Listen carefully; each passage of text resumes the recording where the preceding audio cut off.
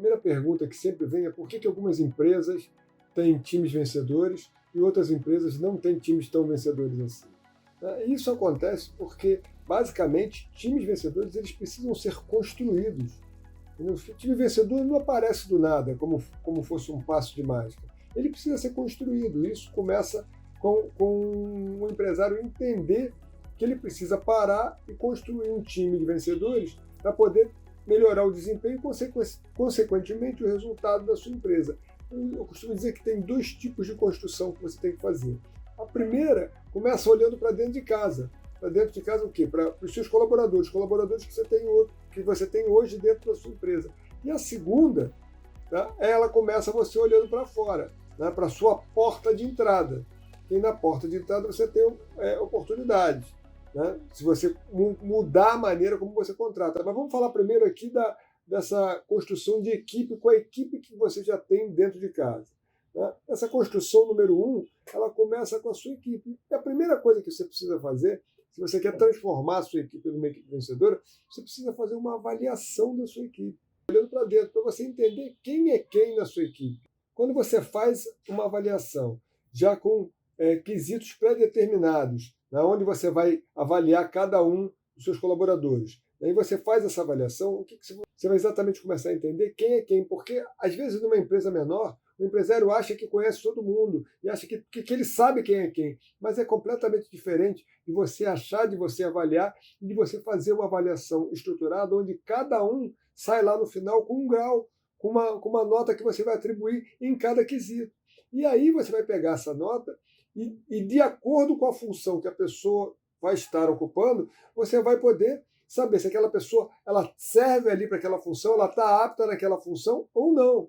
Quando você faz uma avaliação calcada em quesitos que você vai fazer o julgamento, né? Você vai fazer atribuir graus, e já tem os critérios estabelecidos, você consegue ser muito mais imparcial do que quando só você acha, com um julgamento pré-concebido. Ah, não, eu acho fulano é assim, acho fulano é assado. Então você não colocou eles para serem avaliados exatamente dentro do mesmo quesito, né? Comparando depois os resultados de acordo com a função que cada um ocupa e ver se aquilo ali está fazendo sentido para a empresa ou não. Essa é a primeira avaliação que você faz, dando a sua olhada para dentro. E por isso você deve incluir todo mundo, independente do tamanho da sua empresa, independente se a sua empresa tem 3, 4, 5, 10 pessoas. Essa é uma avaliação que você tem que fazer antes de você começar a fazer a virada de chave para a mudança de mentalidade do seu pessoal. Essa é a base da sua construção, é você avaliar até para você entender quem é quem e quem fica na sua empresa. Né? Então esse é o seu primeiro passo, você fazer essa avaliação sobre o seu pessoal, tá? Do seu time, que trabalha junto com você, fazer uma avaliação criteriosa para você entender exatamente quem é quem dentro dos quesitos pré-estabelecidos por você. Okay? E aí você vai conseguir ter muito mais sucesso em entender quem é quem dentro do seu time. Você vai analisar por questões básicas, você vai analisar por habilidades e competências que ele tem para executar aquela função, ok? E aí você vai conseguir enxergar muito mais, vai avaliar também em relação ao comportamento, aí você vai conseguir enxergar com muito mais clareza quem é quem dentro da sua empresa, quem é que vai poder participar dessa nova fase da implantação da nova mentalidade, da mentalidade de excelência, da mentalidade vencedora na sua empresa e no seu time. Eu costumo dizer que você tem 4 tipos de colaboradores normalmente dentro de uma empresa. Você tem o pessimista, né? Normalmente o pessimista, que é aquele que reclama de tudo, não enxerga os desafios, tudo para ele está sempre ruim, ele vê problema em tudo, aquela pessoa que está sempre reclamando, que está sempre vendo problema nas mínimas coisas, ele nunca vê oportunidades, ele sempre enxerga algum problema. Se alguma coisa é trazida nova para a empresa, seja algum cliente, seja alguma outra oportunidade, não, ele não enxerga, ele sempre enxerga primeiro o problema. Então, esse é um estereótipo, né, que acaba acontecendo muito nas empresas. Né? Esse tipo de pessoa ela acontece mais do que a gente imagina. Existem mais pessoas assim do que a gente imagina. E a gente precisa observar, e a melhor forma de observar é fazendo essa avaliação. O segundo é o ocupado. É o famoso colaborador que tem o perfil de ser ocupado. E como é que é esse perfil? ele nunca entrega nada nos prazos, né? Ele está sempre falhando com os prazos, ele tem sempre uma desculpa para tudo que acontece, por ele não ter conseguido entregar a tarefa completa, por ele não ter conseguido entregar no prazo. Ele alega que está sempre muito ocupado, que tem muito trabalho e que tem falta de tempo. Né? Olha, não tenho tempo para fazer as coisas, eu estou sempre muito ocupado, é muita coisa, é muito trabalho. Esse é um perfil também muito comum e normalmente ligado às pessoas que estão fazendo as coisas da sua maneira, sem um mínimo de organização.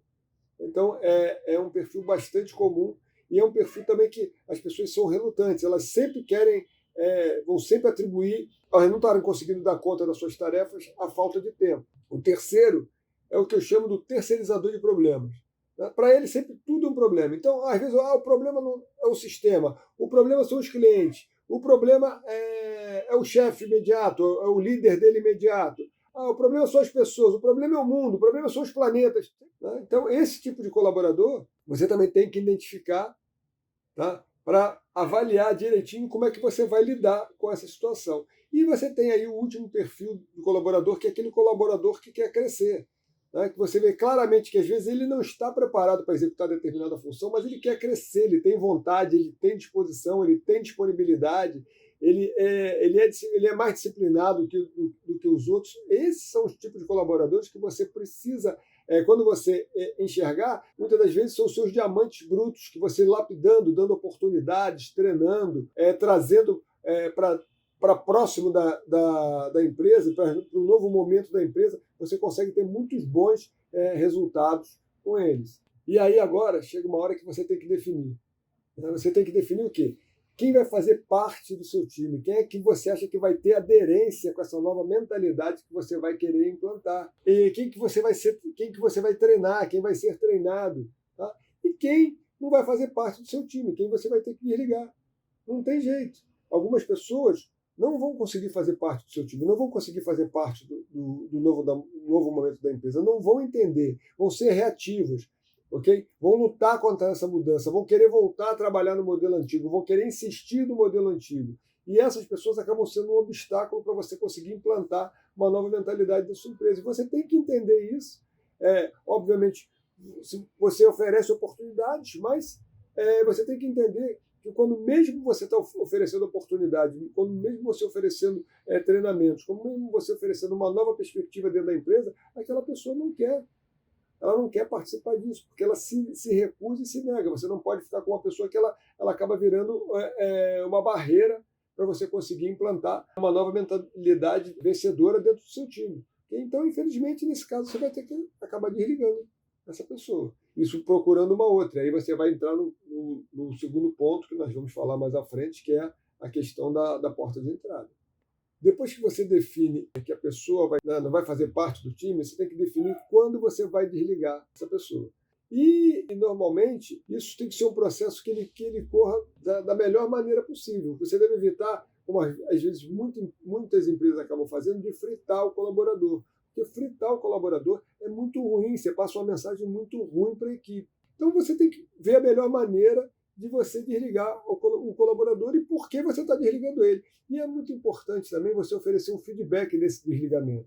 Sabe? Um feedback sincero e passar para ele por que ele está sendo desligado, o que ele precisa melhorar, para você dar oportunidade de ele poder melhorar também, de ele ter pontos de melhoria, seja por comportamento, seja por qualificação, seja por habilidades e competências que ele precisa desenvolver. É importante você passar para a pessoa o que ela pode melhorar para se tornar um profissional melhor e não simplesmente desligar a pessoa. Uma questão de você alertar ela que ela precisa melhorar. Então ela está sendo desligada, mas está levando junto com ela um feedback que vai poder ajudar a ela entender os erros que ela está cometendo e investir nela mesma para conseguir melhorar e seguir sua vida, seguir sua carreira. Fritar o colaborador é aquele processo onde você fica esvaziando a pessoa, onde você desprestigia a pessoa, onde você vai lá e fica dando bronca na pessoa, na frente de todo mundo, fica desfazendo da pessoa na frente de todo mundo. Isso não é legal. Porque o que você passa para a sua equipe todo mundo que está vendo aquele processo acontecer vai ficar pensando, e agora, quando é que vai chegar a minha vez? Isso não é um processo que seja bom e não é um processo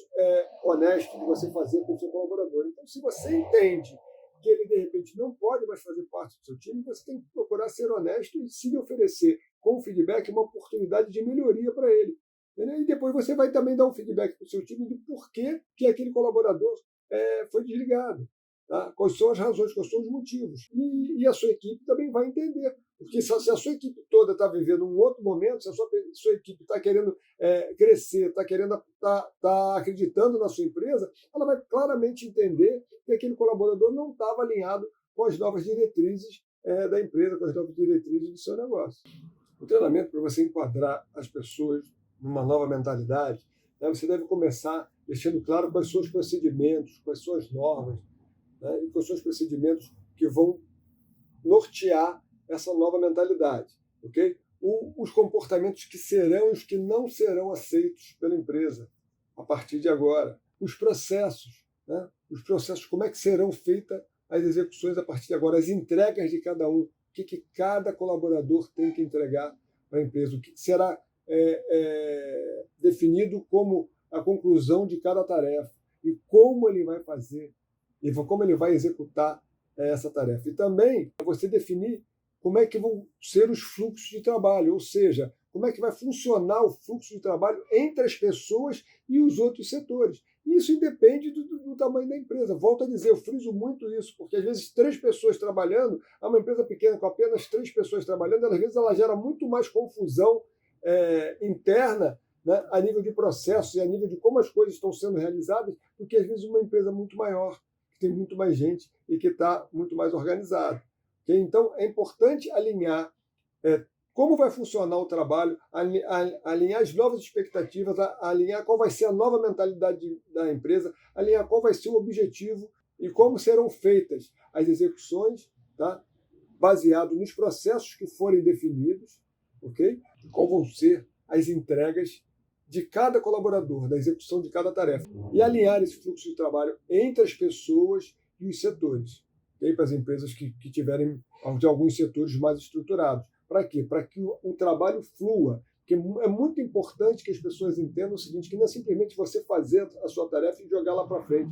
Você tem que entender como o outro precisa receber a tarefa. A sua tarefa só está terminada quando o próximo passo que vai ser dado pela próxima pessoa, ela recebeu de você aquela tarefa que agora ela sim pode dar continuidade. E não ela recebeu a tarefa que ela tem que refazer alguma coisa, que ela tem que melhorar alguma coisa. Porque aí você está gerando retrabalho, que acaba sendo um dos maiores impedidores de que o trabalho flua. O retrabalho acaba sendo um realimentador de ineficiência.